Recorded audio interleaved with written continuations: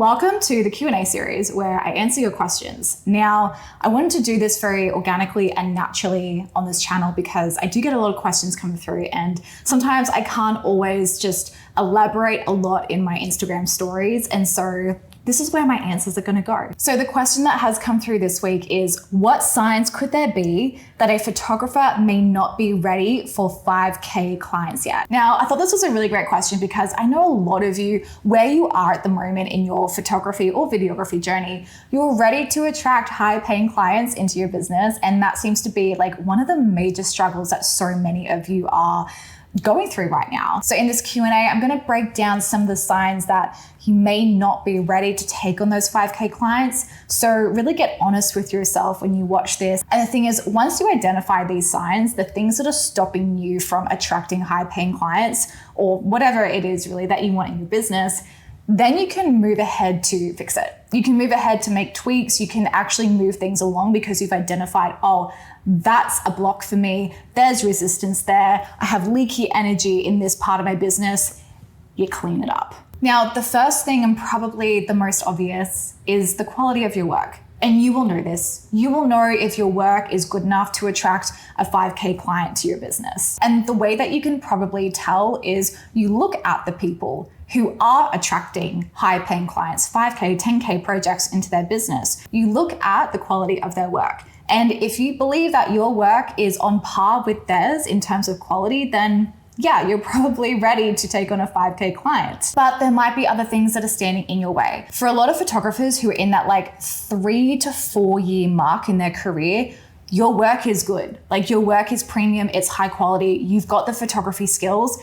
Typically, there's something else that's causing resistance as to why you're not bringing in those high-paying clients. Now, the second thing is you don't have good processes and systems in place that support this level of business. And I'm gonna touch on what these look like. Now, when it comes to working with a high-paying client, it's not just about your work. It really also comes down to the kind of service and customer experience that you're giving your clients. If someone has a shit experience with you, but your work is fantastic, well, guess what? They're probably not going to book you again because they didn't enjoy working with you. So they're going to go to somebody else that they actually like and enjoy working with. So that's something to remember. But the first thing around systems and processes is pricing. If you are still wobbling in your pricing, if you're still being like, ooh, is this too high? Like, I don't know if the client's going to go for this. Like, no, that's not the vibe of attracting 5K clients to your business.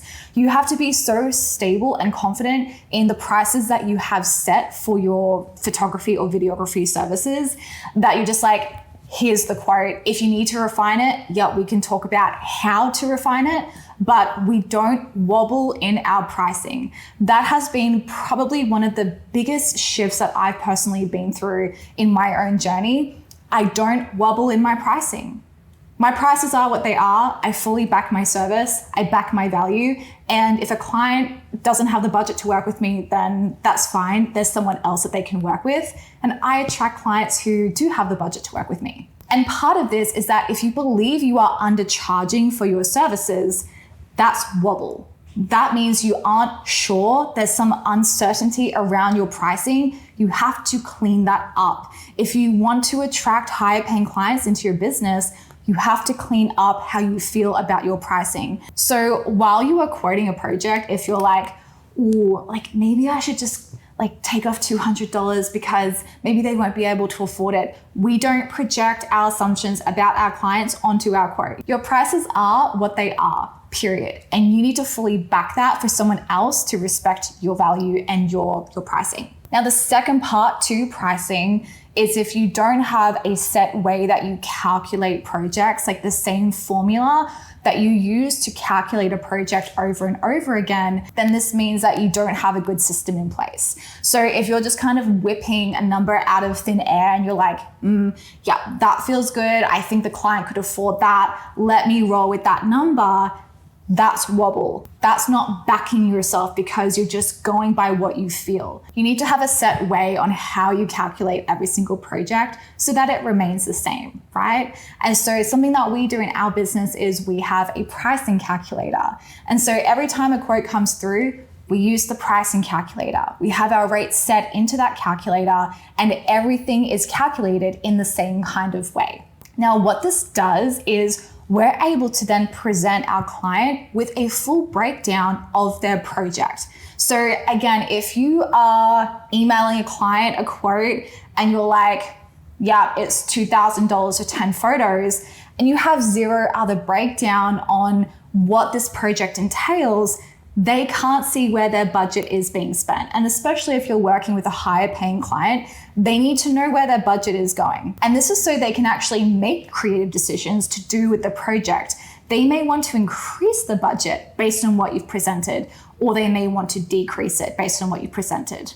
So you need to have a very clear way to communicate your project breakdown to the client. And this is where your proposal comes in.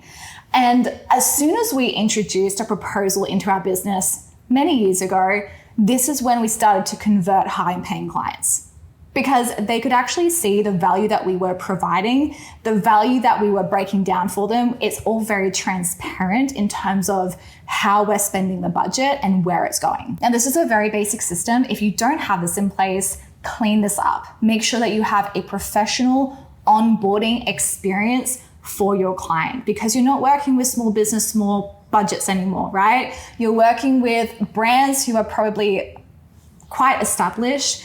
They have expectations on how they might work with photographers and videographers. So work on your customer experience and really tightening it up so that you look like a professional business owner. Okay, so my next point was this. You're not actually communicating that you are available for 5K projects. This is a big one. And this is what I see a lot of photographers fall into, is the trap of talking to the small brand, small budget, even though they're like, hi, I'm so ready to attract high paying clients, but your content doesn't say that. And so if you don't actually tell people that you're available for these kinds of budgets, for this level of client, it's not going to happen, and it's going to be very, very hard for you to call those people in. And this also comes down to how you present yourself, your brand perception, your brand positioning. Do you look like a company that takes on a 5K client, or do you still look like a company that takes on a $1,000 client? Because there is a massive difference. And the thing is that so many people are still so scared to show up in their business, to put themselves forward as an authority, to show expertise in their field. And if you want to attract those higher paying clients, like those 5K projects, you've got to put your CEO pants on and actually treat your business like a business as well, not just like this small startup where you're a small product photographer. Here's the other thing too. You're not just a product photographer. You're not just someone who's like, let me take a pretty photo for your social media feed. That's not the vibe of 5K clients. The vibe of 5K clients is, let me help you strategically create a campaign that's actually going to sell your products. That's the vibe. And so the other thing that I want to say to that is, you need to be backing your service. You need to back your service in terms of, the impact that your product photos have on a brand's bottom line. Because I see how a lot of photographers market on Instagram, and a lot of it really is like, here's a BTS clip, here's a final photo. That content is great, that content does well, but there's no other value being provided as to what does product photography actually do for a brand, right? And so there's a lack of backing your service and possibly self-belief in your service of the kind of impact that your photos will have on a brand. You're not just here to take a pretty photo that fills up an Instagram feed. You're here to take a strategically crafted, produced photo that is going to sell a product, that is going to create trust and credibility with the brand's customer base. It's going to create loyalty, right? That is the vibe. That is what we are here to do. Now, the last thing I want to mention is on the mindset side of things, as to a big sign as to why you're not ready to call in a 5K client. Now, here's the thing. You're letting too much fear get in the way of calling in those high paying clients. So you might have a fear of rejection. You might be consistently comparing yourself to other product photographers. Heck, you might even be jealous of other people's success. And so you're putting all of this energy towards focusing on other people and what they have and what you don't have, right? And so if this is where you're putting your energy, then you're not putting your energy towards the things that actually matter in your business, which is cleaning up these things with your mind, with this lack and scarcity mindset. So small business mindset, right? Versus abundant and growth mindset. You're putting your energy towards the wrong things. So for example, when we compare ourselves to people on Instagram, on social media, typically it puts us into a state of self-doubt. We're just like, oh, is my work good enough? This person's better than me. They're probably going to book that client. Oh, this brand's already working with an amazing photographer. Why would they want to work with me? You get my point. And so we put ourselves into this bubble of self-doubt.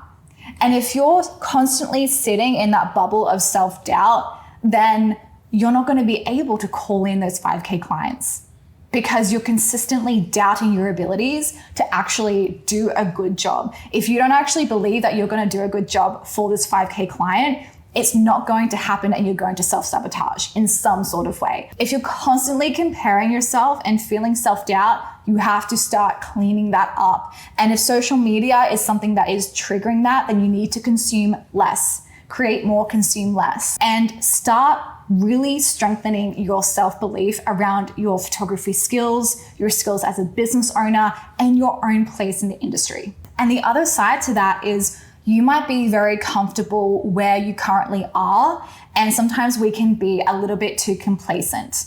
You know, we've achieved some sort of success in our business. Things seem to be going well. Like you might be attracting a good amount of leads who are happy to pay your prices. But when you think about, ooh, if I'm going to raise my prices, that's uncomfortable. But if I'm going to actually attract a 5K client, well, I have to raise my prices, but oh, that's uncomfortable. I have fear around that. I'm going to delay doing that. And therefore we don't call in those 5K clients. So part of it really comes down to as well is pushing yourself outside of your comfort zone to do something that makes you scared, to do something that is going to stretch you to a new edge. Because if you're still charging $1,000 for a project, it's going to be very difficult for you to call in a 5K project because you're probably going to self-sabotage at some point in that journey. So to summarize, we have quality of your work. You need to have good enough work to call in those 5K clients. You don't have good systems and processes in place. Make sure that your business actually looks like a business who would take on a 5K project. And the third part to this is mindset, resistance, fear, comparison, self-doubt. Look, at any kind of level, we're going to experience these thoughts. New level, new devil. These thoughts never really go away. However, we get better at dealing with these thoughts and simply observing them and not operating our days from these thoughts. So there is a difference between, oh, I'm having some self-doubt today. I'm going to let that rule my day and I'm not going to show up.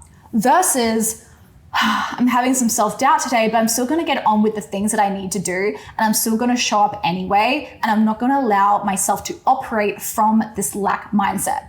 There is a difference. And so people who are successful still have these thoughts, right? But they don't operate their day from these thoughts. And that's the difference. That difference is literally everything. Now, if high-paying clients are something that you want to call in on a consistent basis and you want to clean some stuff up in your business and in your mindset, then I encourage you to join me live for my high-paying client coaching call. I'll leave the link in the description box below.